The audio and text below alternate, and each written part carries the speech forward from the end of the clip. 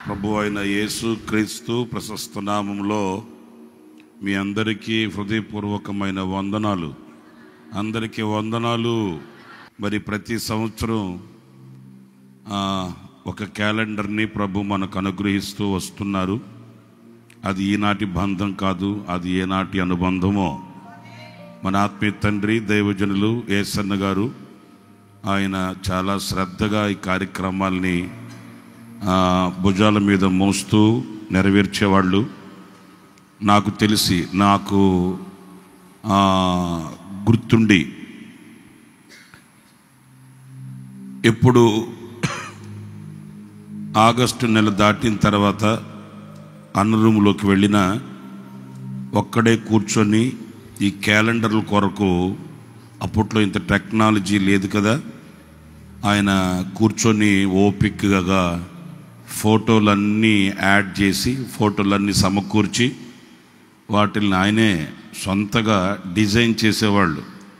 Design చేసి ఇలా చేయాలి, ఇలా చేయాలి, ఇలా ఉండాలని దాన్ని డిజైన్ వర్క్ పంపించి ఎంత శ్రద్ధ తీసుకునేవాళ్ళు అంటే 4-5 సార్లు ప్రూఫ్ చూసి నచ్చకపోతే మరలా పంపించి అలా సిద్ధపరిచి క్యాలెండర్ని ప్రతి క్రైస్తవుని కుటుంబంలో ఉండాలని ప్రయాసపడిన ఒక యోధుడు మన ఆత్మీయ తండ్రి దైవజనులు యేసన్న గారు. చాలా చూడముచ్చటిగాను ప్రతిరోజు చూడడానికి, దేవుని వాక్యాన్ని చదవడానికి, ఆ వాక్యాన్ని ధ్యానించడానికి అనుగుణంగా ఈ క్యాలెండర్ని రూపుదిద్దేవాళ్ళు. ఆ తర్వాత ఆ పరిచర్య ఆగిపోలేదు. దేవుడు దానిని అలాగే కొనసాగిస్తూ ప్రతి సంవత్సరం ఈ క్యాలెండర్ మన ఇళ్లలో ఉండేటట్లు ప్రభు సహాయం చేస్తూ వస్తున్నాడు. ఎందుకు బాబు క్యాలెండర్ అని అడుగుతారేమో.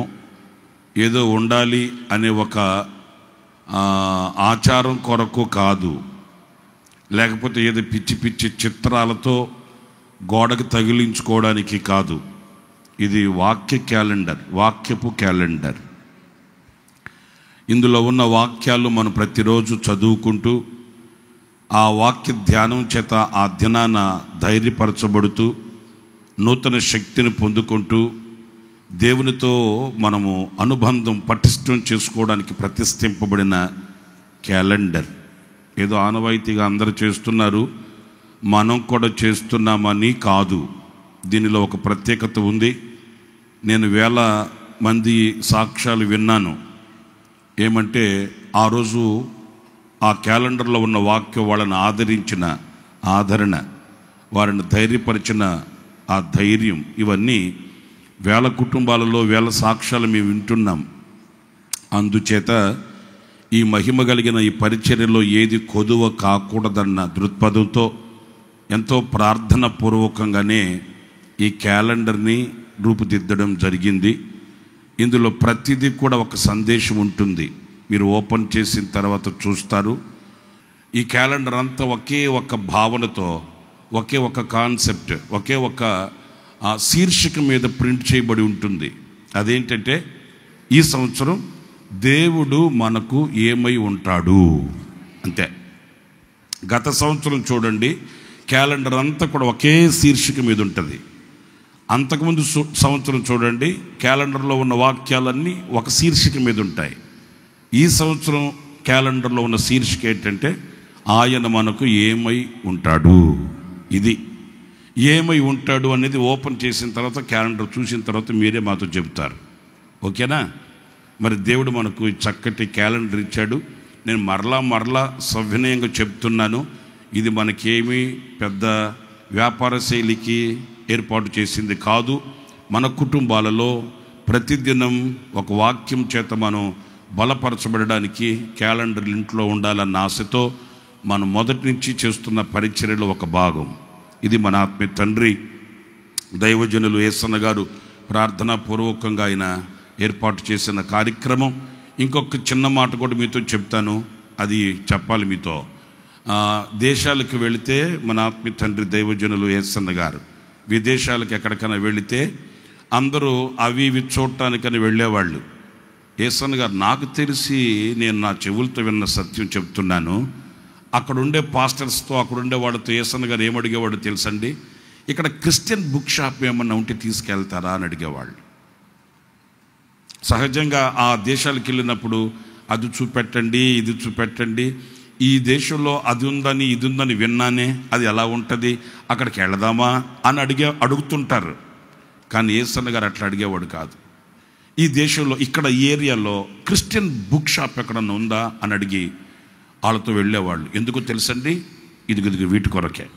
అక్కడికి వెళ్ళి ఆ బుక్స్ అన్నీ ఆయన చాలా ఓపికగా వెతికి ఒక వాక్యానికి అనుగుణంగా వాటిని పొందుపరిచి సామాన్యులకి, పామరులకి, పండితులకి అర్థమయ్యే శైలిలో ఆయన భారం అది. కనుక ఆ భారం ఈనాటికి ఈ మినిస్ట్రీస్లో, ఈ పరిచర్యలో ఏ మాత్రం తక్కువ కాలేదు, తక్కువ కానివ్వడు కూడా దేవుడు. హల్లెలూయా. యేసన్న గారు ఉన్నప్పుడు అట్లా ఉండేది అంటే, యేసన్న గారు ఉన్నప్పుడు అట్లా ఉండేది, యేసయ్య వచ్చేంత వరకు కూడా అట్లాగే ఉంటుంది. ఏమీ తగ్గదు, తగ్గనివ్వడు దేవుడు. హల్లెలూయా. వ్యక్తులు మారచ్చేమో కానీ పరిచర్య మారదు. పరిచర్య దేవునిది. కనుక దేవుడు ఈ ఘనమైన పరిచర్యలో తగు కృపను అనుగ్రహించి మనకు అందిస్తున్నందుకు చేతులెత్తి అందరూ స్తోత్రం చెబుదాం ప్రభుకి. స్తోత్ర స్తోత్ర స్తోత్ర స్తోత్ర స్తోత్ర స్తోత్ర. ఆశ్చర్యకరుడమైన తండ్రి, జీవాధిపతి అయిన ప్రభువా, మీకు వందనాలు. నీవు గొప్ప దేవుడవు, మహోన్నతుడవు, మహోపకారివి. ఎన్ని స్తుతులు చెల్లించినా మీ రుణం మేము తీర్చుకోలేము నాయనా. మీరు మమ్మల్ని జ్ఞాపకం చేసుకున్నట్టుకు మేము ఏపాటి వారము. ఏ కొదువ లేకుండా ఈ పరిచర్య అవసరతలు మీరు ఎరిగి సమస్తము కూడా సమకూర్చి జరిగించుచున్నందుకు శిరస్సు వంచి నమస్కరిస్తున్నాను నాయనా. ఈ రాబోయే సంవత్సరానికి ఓ మంచి క్యాలెండర్ని మీరు మాకు అనుగ్రహించినందుకు మీకు వందనాలు చెల్లిస్తూ ఉన్నాను. ఏదో ఆచారంగా, ఆనవాయితీగా కాకుండా ఇందులో ఉన్న ఆశీర్వాదాలు మేము ఒక్కొక్కరు పొందుకోవడానికి సహాయం చేయండి.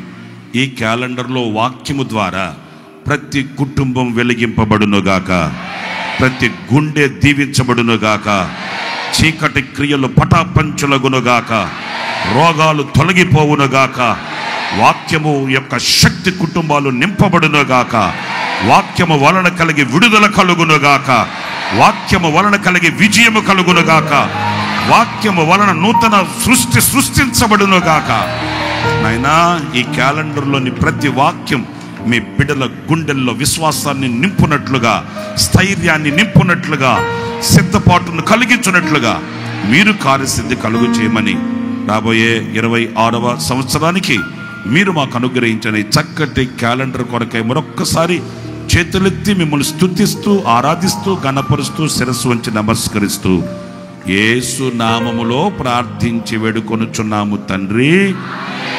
ఆమేన్, ఆమేన్, ఆమేన్. చప్పట్లు కొడదాం, ప్రభువుకు మహిమ కలుగునట్లుగా. స్తోత్రం. హల్లెలూయా, హల్లెలూయా, హల్లెలూయా. హల్లెలూయా. స్తుతి, స్తుతి, స్తుతి, స్తుతి, స్తుతి, స్తుతి, స్తుతి.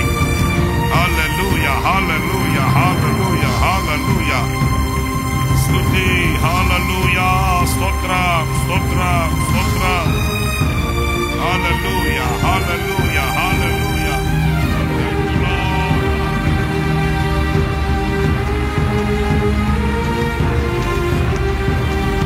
గట్టిగా చప్పట్లు కొడుతూ ప్రభుని మహిమ కొడదాం.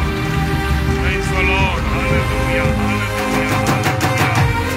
స్తుతి, స్తుతి. హల్లెలూయా, హల్లెలూయా. ఆమేన్. హల్లెలూయా. స్తోత్రం.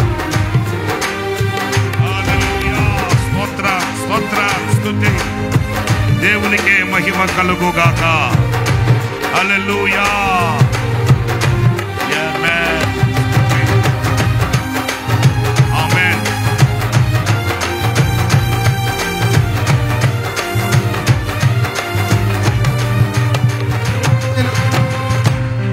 హల్లెలూయా. హుషారుగా ఒకసారి చప్పట్లు కొడుతూ ప్రభుకి బిగ్గరగా హల్లెలూయా. హల్లెలూయా.